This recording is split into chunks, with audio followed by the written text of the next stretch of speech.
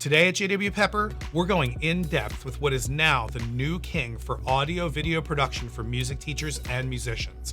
And we're going to make some comparisons to other video camera options musicians and teachers might be interested in as well. This is our exclusive first look at the brand new Zoom Q8N 4K handy video recorder. Let's get started.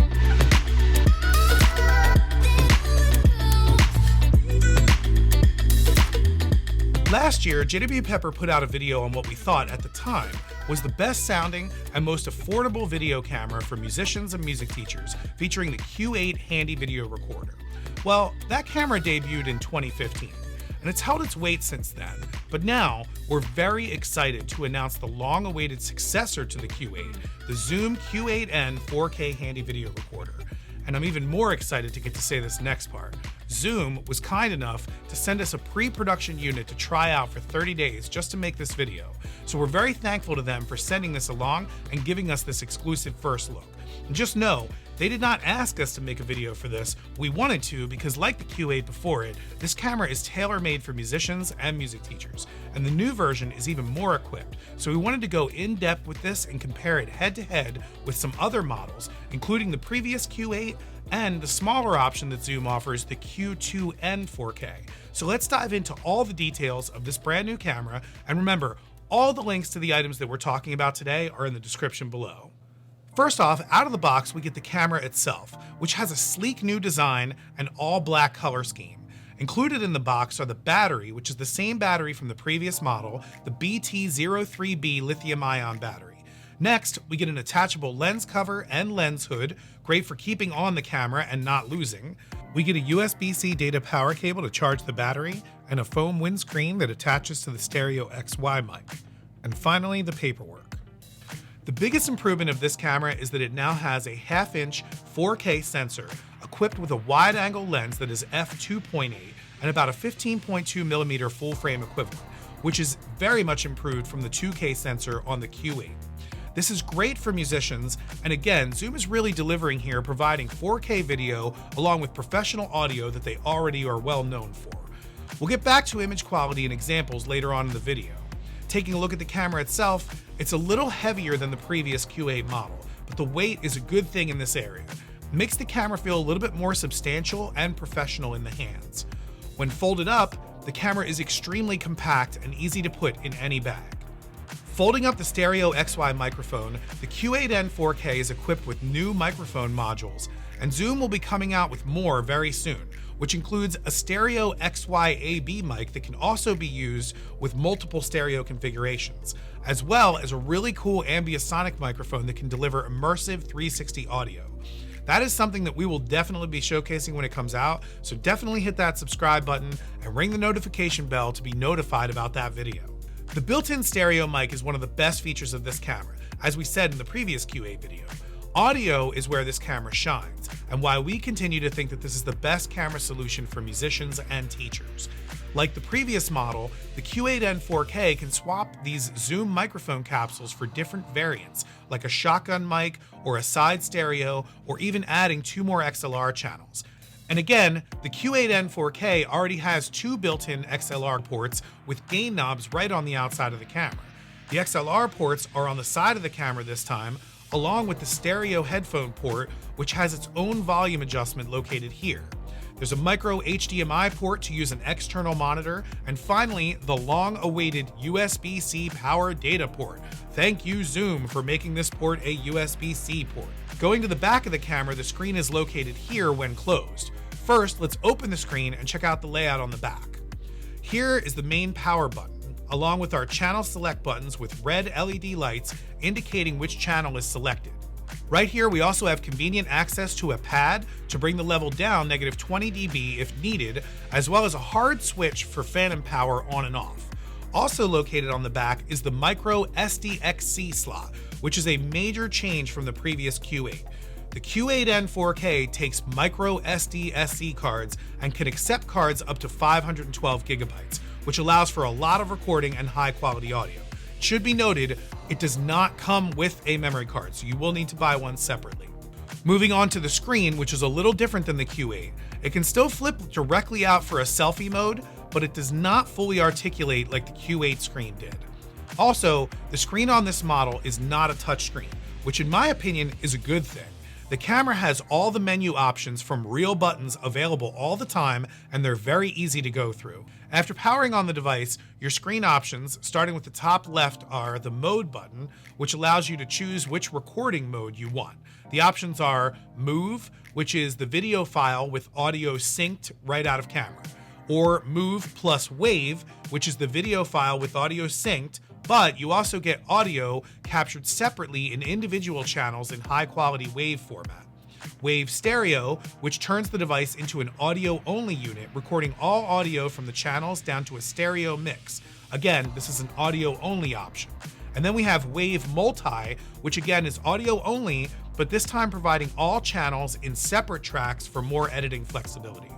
Personally, I recommend using Move plus Wave, which allows an audio sync for quick video options, but still gives me the audio channels to use for editing later. Next, we have the Res button. This allows you to choose our video resolution, either 4K, 1080p, or 720p.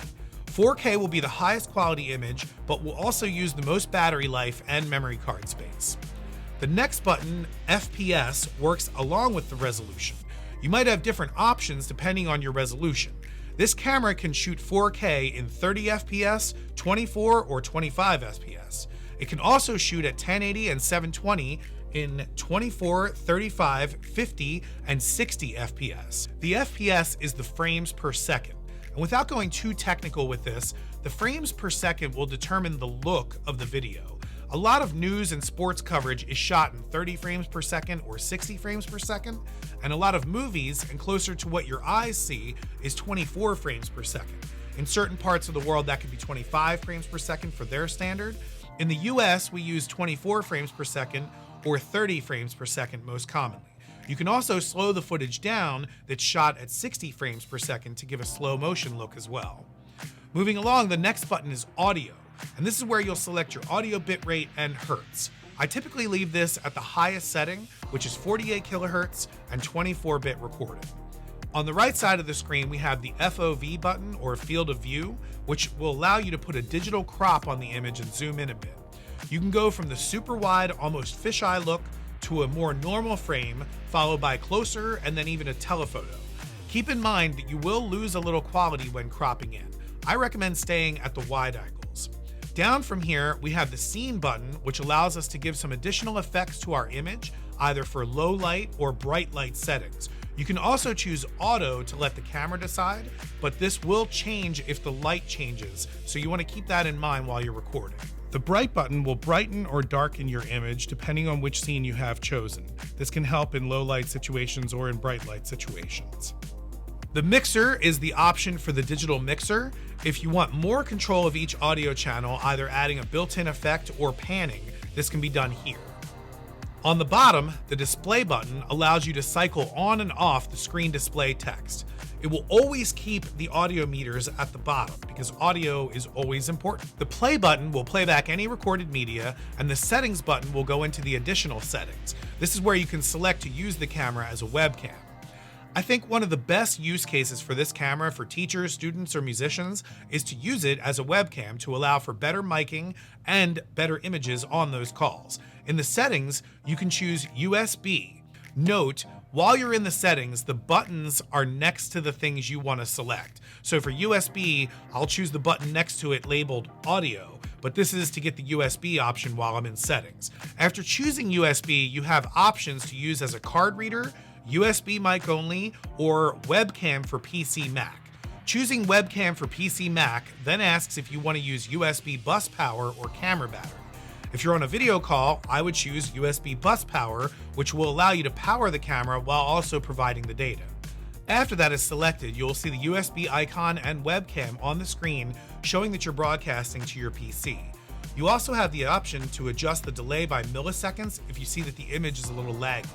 What's great about this is that this allows you to have a stereo XY mic or any other capsule along with two XLR ports. Maybe you want to plug in a keyboard or a guitar along with a better microphone like the Samson CO2, which is great for broadcasting, by the way, and we have a video for right up here. Here is the setup at my home office to see what it can look and sound like.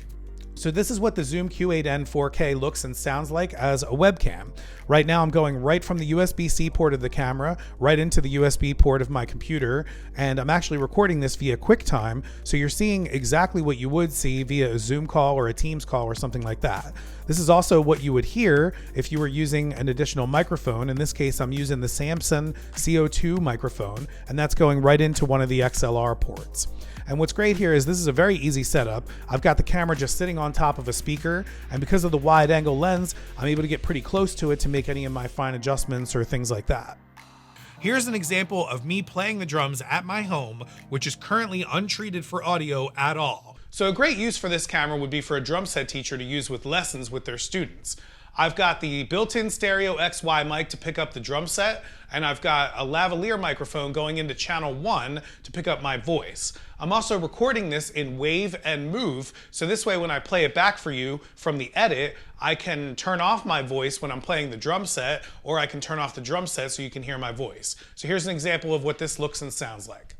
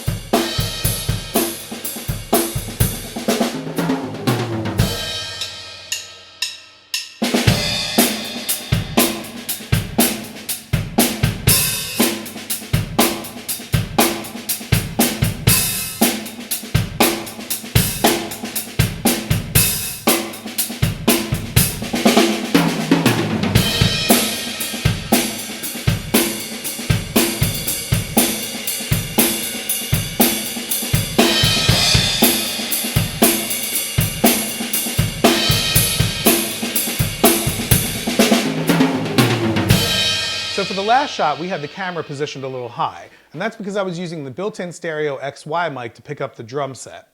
For this shot, I'm using the EX-H6 mic capsule, which allows me to get 2 more XLR ports into the camera.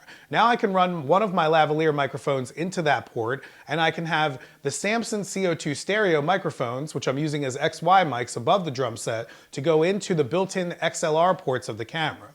And this is great because now I can position the camera wherever I want to, and I can put the mics wherever I want to as well. So here's an example of what this looks and sounds like.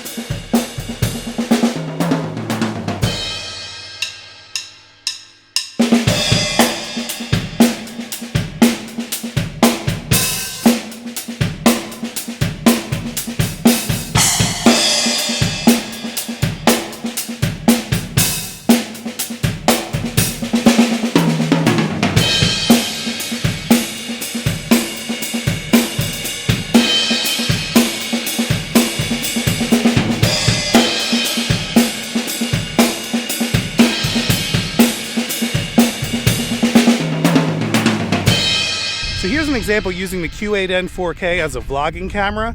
I'm using the SGH6 mic capsule on top, the shotgun mic, along with a windscreen so that you can hear it right now. It's kind of cold outside and the wind's blowing. This gives you an example of that audio quality.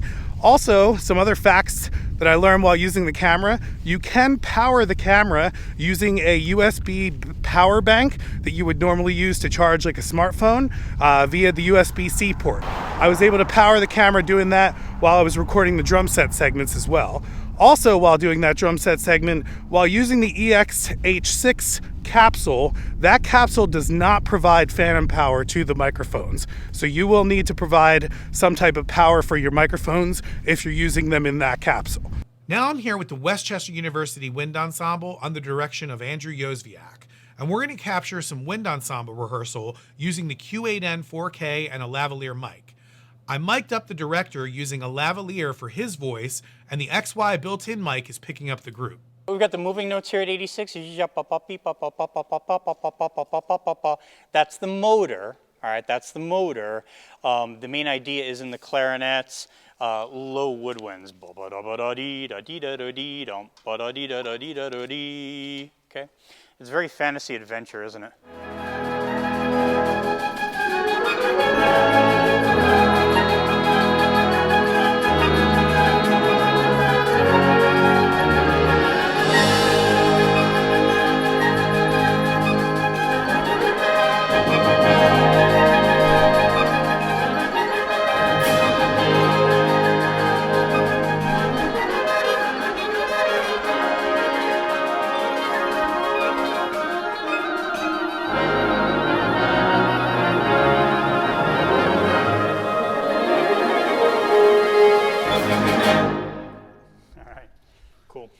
Zoom does offer a little brother option to this camera, and they actually have a lot of the same video features. This is the Zoom Q2N 4K, and the main differences besides the cost are the audio options. The Q2N 4K only has this set of stereo built-in mics and no additional mic ports, and you also don't have the ability to swap out these mics with other capsules. This is a good option if you're on the go, but if you're looking to add microphones, you will need to step up to the Q8N 4K. So we've gone through the camera and we've shown some real-world examples, but now I want to stress the point and the strength of this camera, which is value for audio quality, mainly for musicians, music teachers, students, or people who want to start their own YouTube channel, either vlogging or gaming. I can say with experience in this area, having tried all of those things, audio is more important in these areas.